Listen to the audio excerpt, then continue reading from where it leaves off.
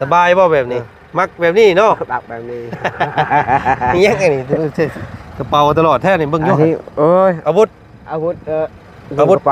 ประจำกายโดยยิงกระปาม ลองยิงเบิ่งอยู่จักบาทยิงแม่นบ่ บ่ได้แม่นแล้วยิงหมักม่วงให้เบิ่งได้ป่ะมึงเบิ่งให้ยิงหมักม่วงใส่เนาะบ่มีม่วงก็บ่มีให้ยิงให้เบิ่งก่อนหน้ามันสิแม่นอีหลีบ่เนาะพูดยิงกล้วยยิงให้เบิ่งอยู่โดยยิงอันใบกล้วยหั่นอันมันห้ำกันอยู่หั่นเอายิงอาตาบนี่เด้อฟังเด้อเฮ้ยโป้แม่นดิอุ้ยเม่นโอ้เม่นเด้อสีมือบ่ธรรมดาลองมือบัดมันพุกไปจักกี่นี่ลองอีกโยบ่เชื่อนะคำถือกี่บาทนี่จึงว่าแม่นบัดนี้เอาบาทเดียวนี่บ่อยากเชื่อปานใดเม็ดเสื้อเม็ดอันนั้นแต่มันเฮาแล่นคู่มือพี่น้องไงเนาะมันก็เลยหากระเปียดนี่ได้แต่ว่ามันแล่นคู่มือคู่เว้นแล้วบ่ไหวแต่เบิ่งเนาะเอาเฮาสิขึ้นไปปล่อยเด้อนึกกันเด้อพอได้เผาเด้เผาเด้ออย่าเผา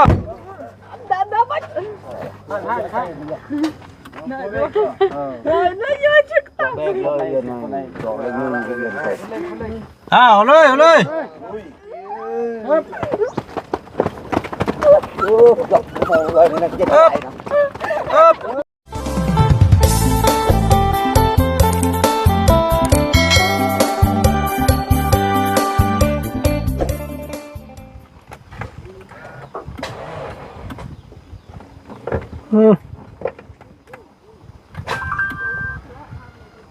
ตายคักบาทนี่พี่น้องเลย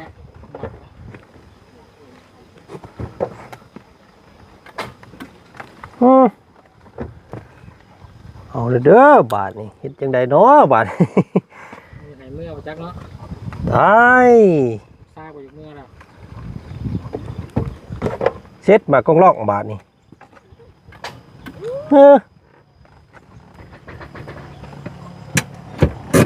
โอ้บัวดอกเบ็ดเบิดอีกแล้วพี่น้องเอ้ยตามเบิ่งนี่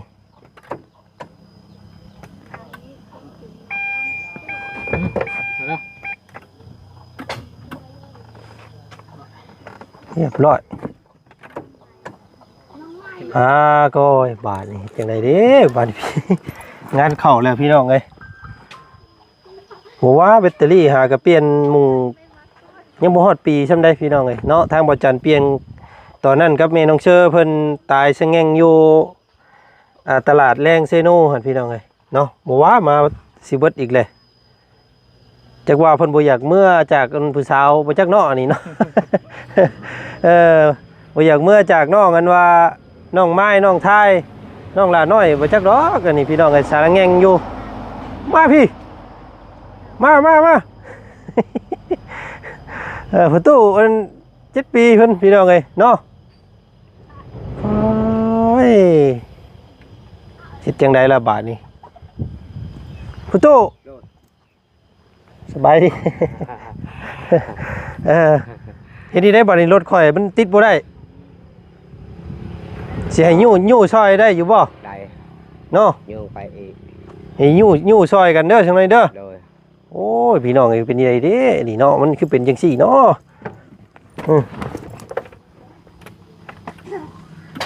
ขาดมาไผ่ละ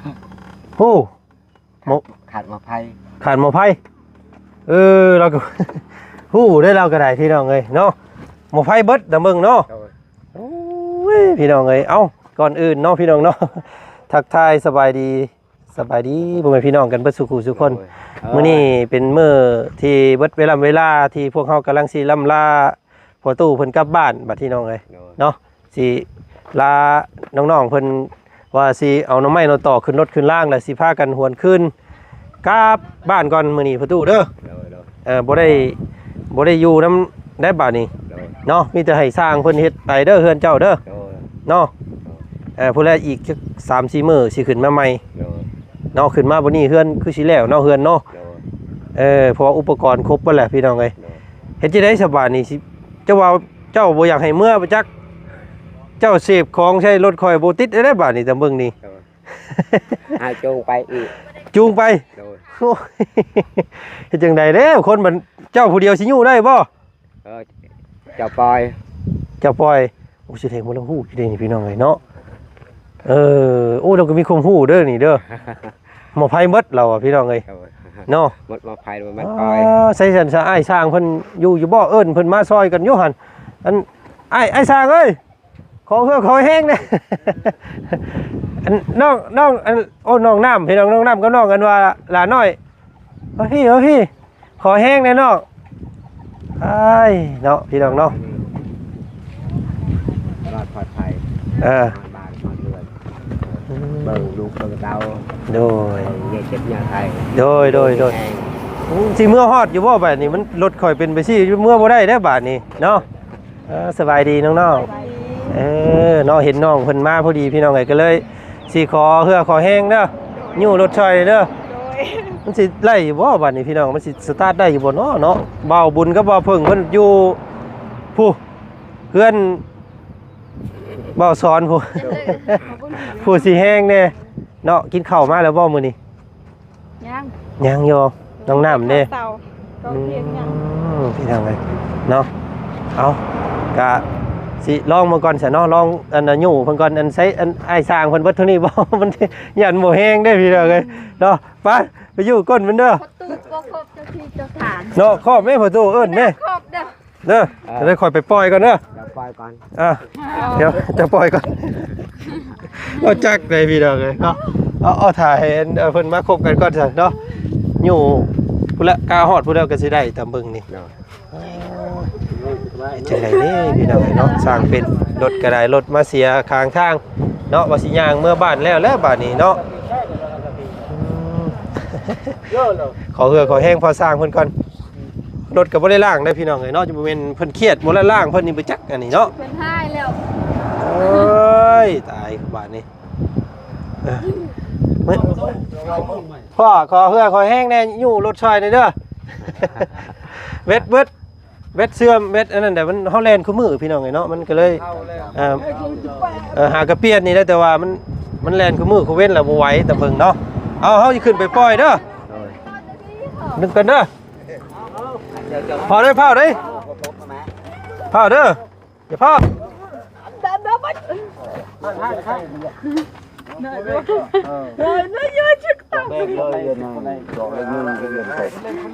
เอาเลย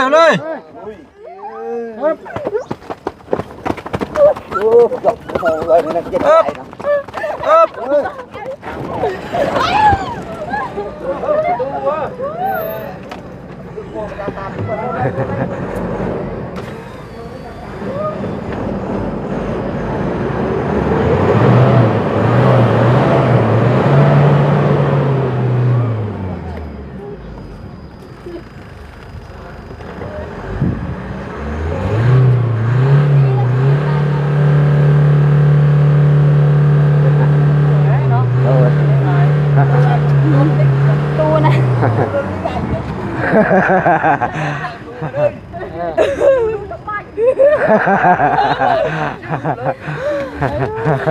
ก็กล้ามอดแล้วบาดนี่เป็นจอดใส่ก็ต้องมอดเลย โดย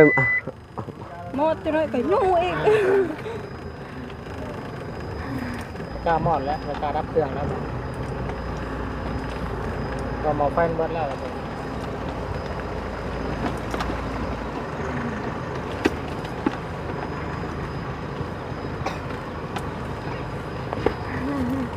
โอ้ยสร้างเป็นพี่น้องเอ้ยข่อยก็บ่กล้ามอดพุ่นแล้วบาดนี้เนาะขี่มาดีๆพี่น้องมื้อเช้านี่ก็ยู่เทื่อนึงได้ตอนออกมาแต่บ้านพักฮะเกือบบ่ติดเนาะอีทอได้เจือเนาะพ่อตู้เนาะ โดย โอ้ยเจ้านี่ ประตูครบเจ้าที่เจ้าทาง คือหน้าเด้อคือหน้าบ่เฮ็ดเด้อแบบนี้เด้อ โดย ขอบใจเด้อน้องเด้อขอบใจหลายๆเด้อน้องน้ำเด้อเนาะอยู่รถซอยมื้อนี้พี่น้องไอ้แท้ดีทอได้น้องหลานน้อยกับน้องน้ำเพิ่นซอยเนาะ โดย ซั่นได้แล้วพี่น้องไอ้เว้าเพิ่งเว้าบุญเพิ่นกับผู้อยู่ป่ามันเว้าสอนผู้ โดย สิไปรับเอาเพิ่นก่อนบาดนี้เนาะ เอาขอบใจหลายๆขอบใจหลายๆพี่น้องเอ้ยเนาะโอ้ยไปล่ำไปล่าทั้งสร้างเพิ่นก่อนซะเนาะสิได้พากันเมื่อป้าก่อนน้องเด้อมื้อนี้เด้อ ทางปลอดภัยเด้อ โดยคือสิบ่ได้เห็นกันประมาณ2 3 4มื้อพุ่นแหละ โด เนาะ ย เนาะเวลาพวกอ้ายเมื่อนี่ก็ม่วนอยู่บ่ซุมเจ้าก็ม่วนบ่ ก็คิดฮอดขึ้นงานอยู่แบบว่าเคยเห็นเด้เคยเห็นสุมอายเด้ เคยดินน้ำกันเนาะ โดย ก็เงาๆแบบนึงเลยเนาะ โดย ฝากเบิ่งเงินเฮือนพ่อตู้เพิ่นนำเด้อซะเด้อ โดย กินข้าวกินน้ำก็อยู่เฮือนเจ้าคือเก่าเนาะแต่ละมื้อมีหยังสู่เพิ่นกินมื้อนี้ลูก กินอะไรชิมนกเห็ดไก่ ไก่ไก่มาได้ไส ไก่เลี้ยงนั่นแหละ ไก่เจ้าเองนี่ โดย โอ้พ่อตู้เฮือนเจ้าแล้วนี่ไก่น้องละน้อยเพิ่นบ่เบิดเป็นเหล้าเพิ่นบ่ โดย เนาะ เพิ่นบ่ได้ซื้อได้หยังว่าเจ้าเอาให้เพิ่นกินซื่อๆนี่บ่ โดยกินซื่อบางมื้อก็แกงหน่อไม้บางมื้อก็หาอาหารอยู่ตลาดซื้ออาหารอยู่ตลาดบางมื้อก็หาไก่อยู่แล้วบ่มีอาหารที่ซื้ออาหารตลอดก็บ่มีเงิน เนาะแสดงว่าน้องละน้อยเพิ่นสละอดีได้สั่นพี่น้องเอ้ยเนาะ โดย เออได้ย้อนเพิ่นได้ย้อนน้องละน้อยได้นี่เนาะ โดย เพื่อนสิแล้วเนี่ยไก่เราเบิดหลายตัวเติบได้ผู้ตู้เอ้ย โดย เนาะมันคืนไก่ให้เราได้บัดนี้เด้อ โดยเฮาบ่ได้ลืมดอก บ่ได้ ซอยเรานะน้องเนาะอยากให้เราได้เฮือนนี่นำไงกะ ประตูเฮือนงามแล้วบัดนี้ ประตู7ปีเฮือนงาม บัดขึ้นเฮือนนี่ต้องแสดงให้อันว่าคืนกำไรให้คืนอีหยังก็เนาะพี่น้องเอ้ยคืนทุนให้อันว่าน้องน่ะน้อยเด้อ โดย ต้องจัดลำวงให้น้องเพิ่นเต้นเด้ โดย เนาะมื้อขึ้นเฮือนนี่เด้อ โดย ก็สิได้ขึ้นง่ายอยู่ดอกพี่น้องคือสิแล้วนั่นแหละเนาะตอนนี้ ใกล้แล้วนี่ ใกล้แล้ว ได้อยู่แน่นอนฮอดคันดีแล้ว เนาะได้อยู่แน่นอนเลยพี่น้องงามอีกเฮือนเราเนาะบ่คือไผแบบใหม่ทรงบ่คือไผเลยพี่น้องเอ้ยเนาะก็รุ่นเบิ่งนํกันว่าสิได้ขึ้นง่ายขึ้นหลายซั่นใดเนาะ ประตูสิได้เฮือนหลัง เนาะ ใหญ่ ไป พี่น้อง คิดว่าจากประตูน้อยสิได้มาอยู่เฮือนหลังงามๆ โอ้ยพี่น้องเอ้ยเนาะงามได้ทางเข้าผ่านเฮือนน้องเพิ่นอีก โดย เนาะโอ้ยน้องเพิ่นเสียสละอีหลีพี่น้องเอ้ยน้องเพิ่นก็ได้น้องน้อย2คนเพิ่นบ่อยู่ซ้ำไปหาสอนแล้วเนาะว่าสิเอิ้นเพิ่นมายู่ซอยเมื่อกี้นี่บ่ได้อันยู่รถซอยซ้ำ เอาขอบใจทางน้องล่ะน้อยครับน้องน้ำเด้อน้องเด้อเนาะเมื่อป้าก่อนเด้อบัดนี้เด้ออยู่ดีมีแฮง โดย เด้อสบายดีเด้อเนาะ โดย มื้อหน้าพอกันใหม่เนาะขอบใจหลายๆไปซะบัดนี้ผู้เฮาเข้าไปอันล่าสร้างก่อนเนาะอันประตูเนาะ โดย ใส่ขาสั่นแท้ประตูมึงแน่มันว่าแหลดมันเผาแข้งขาใหม่บ่แล้วเนาะ มาใช้มือบ่ได้ใช้ฮอน โอ้มันฮ้อนบ่บ่ใส่นี่อ้าย นี่อยู่แต่นี่สบาย สบายบ่แบบนี้ มักแบบนี้เนาะ บักแบบนี้ นี่ยังไงนี่กระเป๋าตลอดแท้นี่เบิ่งอยู่ อันนี้โอ้ย อาวุธ อาวุธอาวุธ ปาม อาวุธประจำกาย โดยยิงกระปาม ลองยิงเบิ่งอยู่จักบาทยิงแม่นบ่ บ่ได้แม่นแล้ว เอายิงหมักม่วงให้เบิ่งได้ป่ะมึงเบิ่งให้ยิงหมักม่วงใส่แล้ว บ่มีม่วงก็บ่มี เบิ่งให้ใส่เจ้ายิงลองให้เบิ่งนี่เก่งนี่ยิงหมักเขียบได้บ่นี่สิถูกอยู่บ่ นี่ว่า เนาะพูดอย่ามันถือเพื่อนแล้ว ได้ อย่ามันถือเพื่อนเพิ่นมาพี่เนาะ โดย ก็เห็นถือตลอดเนาะว่าอาวุธคู่กายนี่พี่น้องเอ้ย โดย อย่ายิงให้เบิ่งก่อนหน้ามันสิแม่นอีหลีบ่เนาะพูดยิงกล้วยยิงให้เบิ่งอยู่ โดย ยิงอันใบกล้วยหั่นอันมันห้ำกันอยู่หั่น เอายิงอาตาบนี่เด้อ บังเด้อ ปึ๊บเฮ้ยโป้แม่นดินี่โอ้ยแม่นโอ้แม่นเด้อ โดย ปอสีมือบ่ธรรมดาลองมือบัดมันพุกไปจักกี่นี่ โดย ลองอีกโยบ่เชื่อนะคำถืออีกบาทนี่จึงว่าแม่นบัดนี้เอาบาทเดียวนี่บ่อยากเชื่อปานใดเอาลองมึงพอเด้อเอาแน่ๆเอาคักได้ว้าวโอ้แม่นเด้อ โดย โอ้สีมือบ่ธรรมดาโอ้เยี่ยมเนาะมันพ่อไปประกวดแล้วนี่พี่น้องไงเนาะ จังพอแล้วจังเงิน เคยยิงกระปาม โอ้เขายิงกระปอม โดย แต่น้อยๆพี่ แต่น้อยๆพี่เฮาบ่ได้ปะ บ่ได้ป้าบตลอดเลย โดยหากินหานั่นน่ะยิงน้อยยิงนั่นน่ะเฮาถือใช้อยู่ทุ่ง โอ้เป็นอาวุธแบบว่าคู่กายเฮาเนาะ โอ้ย โอ้มันสีมือแม่นนี่ดีเด้ยิงหมุ่งเดียวกันเลยพี่น้องเอ้ย โดย โอ้บ่ได้สร้างให้เรายิงให้เบิ่งจักเทื่อเนาะมื้อนี้เห็นสีมือแล้วพี่น้องเอ้ยโอ้เก่งเก่งนี่ว่าจังไดภาษาเจ้า เก่ง เก่งนี่ว่าจังได ยิงถึก บ่อันเก่งนี่เว้าเป็นภาษาเจ้าว่าจังไดเก่ง ปลา เก่งหลายนี่ว่าจังได ปลา ปลา โดย ปลาลึเนาะ ปลาลึ โอ้เก่งหลาย โดยเก่ง เยี่ยมพี่น้องเอ้ยโอ้น้องอันบ่ได้อยากอันนี้แม่นดีๆเด้พี่น้องเอ้ยเนาะ โดย บ่อยากเชื่อเลยอ้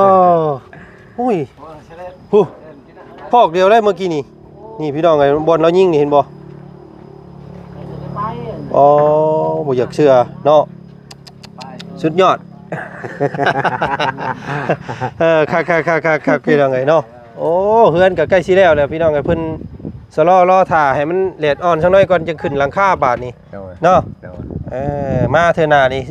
คือสิแล้วเนาะเฮือนเนาะ โดย ไล่ขึ้นเฮือนเลยจักมาเท่าหน้านี่เนาะ อ๋อ ไปเล่ละ โอ้ไปเข้าห่มน้ำอันก่อสร้างคนไปเนาะอ้ายมื้อนี้สลอรอฐานว่าเด็กตะปูน้ำบ่บุญเพิ่นเนาะเพิ่นซื้อมาพิษพี่น้องมันใหญ่โพดกับมันฮ้อนเนาะตอนเที่ยงพักผ่อนก่อนเนาะพอเนาะ แม่น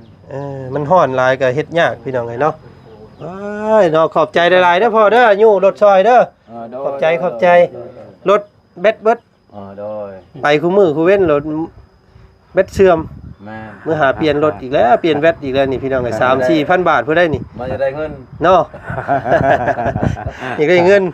ประตูได้ใส่ของเมื่อกี้นี่เนาะรถบ่ติดเลย โดย ยันนะว่าประตูบ่บอก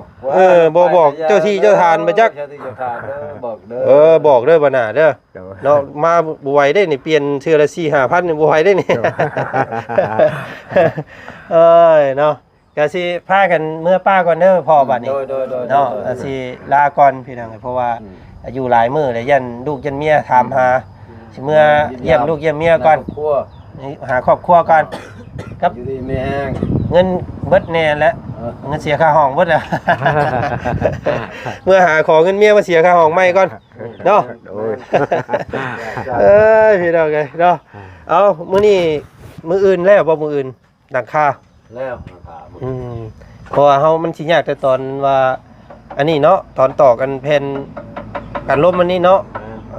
จากนั้นก็ปูปึ๊บไปเพราะว่าถ้าใส่สังกะสีแล้วก็เฮ็ดอยู่เทิงก็สบายเนาะมันบ่ฮ้อนอันนี้บ่ไหวเลยขึ้นไปนี่ป้าโธเนาะใหม่บ่ได้นี่ก็โตพี่น้องเอ้ยเจ้าบ่ฮ้อนดอกเจ้าเนาะ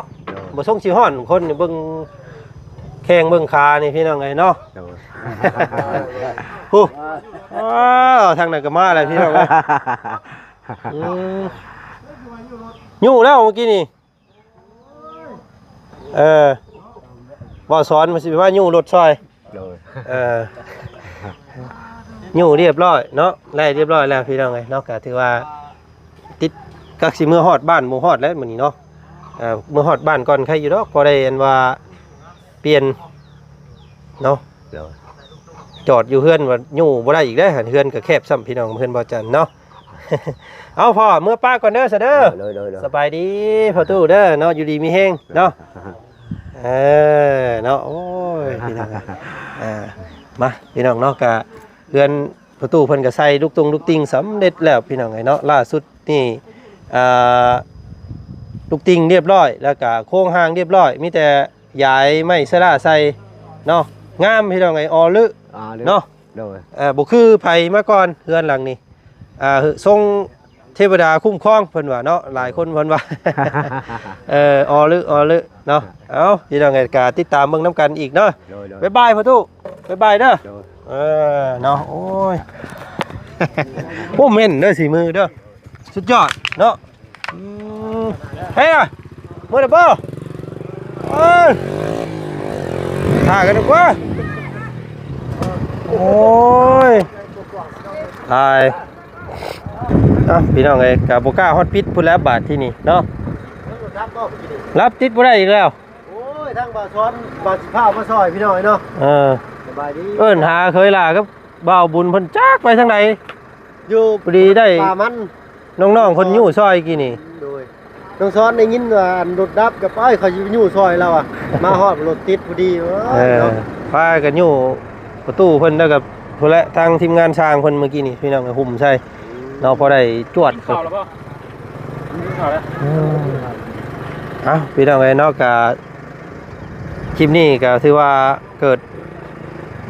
อุบัติเหตุพี่น้องเอ้ยเนาะมันอุบัติเหตุแล้วเบิดเนาะน้องซ้อนเจ้าไปอยู่ใช้คนคิดฮอดเจ้าจ้อยๆไม่ใช่ให้ยู่รถซอยอยู่เนาะ สิไปยู่แต่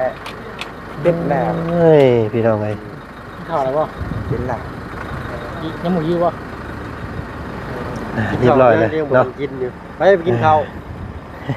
เมื่อแต่ป่ามันกินแล้วตัว เมื่อถ่ายอยู่เฮือนเด้อเดี๋ยวเราเอาสิเมื่อหาพี่น้องเอ้ยเนาะสิเมื่อลำลาก่อนคลิปนี้เนาะกับพ่อกันใหม่เพื่อโอกาสหน้าเนาะเอาพี่น้องเอ้ยไล่แล้วบ่เป็นหยังเด้อบ่กล้าฮอดปิดไปแล้วบัดนี้สิติดไว้แบบนี้ตลอดแล้วพี่น้องเอ้ยเพราะว่ามันคือสิเสื่อมแห้งแล้วแต่มึงแป๊กโอ้ยจังไดเด้บาทนี่พี่น้องเอ้ยแพงอยู่เด้นี่ก็ได้ 3-4,000 บาทพุ่นเด้ แบตนี่บ่ลูก แบตเนาะเมื่อหาเปลี่ยนต้องเปลี่ยนได้นี่เนาะคำว่าสั้นนี่เมื่อเฮือนนี่จอดไว้มื้ออื่นนี่ติดบ่ได้อีกเด้นี่ จะได้โทรหากันแต่เช้าอีกแล้ว แถวเซโปนมีบ่เนาะพี่น้องเนาะแบตยันหากมียันในโตนบ่ดีนะข่อย ถ้าอยู่ศูนย์มันสิดีกว่าบ่ แม่นคำว่าเป็นไปได้อยากได้อยู่ศูนย์พุ่นแต่ก็สิเลือกเอาตัวยี่ห้อแพงนั่นแหละตัวยี่ห้อดีที่สุดนั่นแหละ เนาะ การใช้งานที่ยาวนาน เพราะว่าเฮาไปตลอดพี่น้องไงมันเลยเบิดไว้ไปเนาะ สมมุติว่าไปอยู่ทางเนินลาดชันแบบว่าคุ้มแน่นี่เนาะ เรียบร้อยแล้วนี่ ป่าโอ้ย ดีทอมีหมูยู่ซอยเมื่อกี้นี่พี่น้องไงเอ้าโอเคซะน้องเนาะขอบใจหลายๆเด้อบ่เป็นหยังน้องไงไล่แล้วเนาะขอบใจเอ้าสบายดีเนาะพี่น้องไงเนาะไปคลิปนี้ลาก่อนพี่น้องเนาะเจอกันใหม่คลิปหน้าแล้วกันคลิปนี้โตเนาะบีบหัวใจขนาดเมื่อกี้นี่พี่น้องไงตกใจเบิดเนาะย่านว่ามันติดบ่ได้ว่าซั่นซะเอ้าก็ลำลาก่อนคลิปนี้พี่น้องไงสบายดีเบิดสุขสุขคนเจอกันใหม่เนาะโตเมื่อกี้นี่พี่น้องเห็นสีมือของประตูเพิ่นยิงคันทุนแม่นเลยดิเนาะอุดตับเราเห็นปอชุดยอดเนาะไปพี่น้อง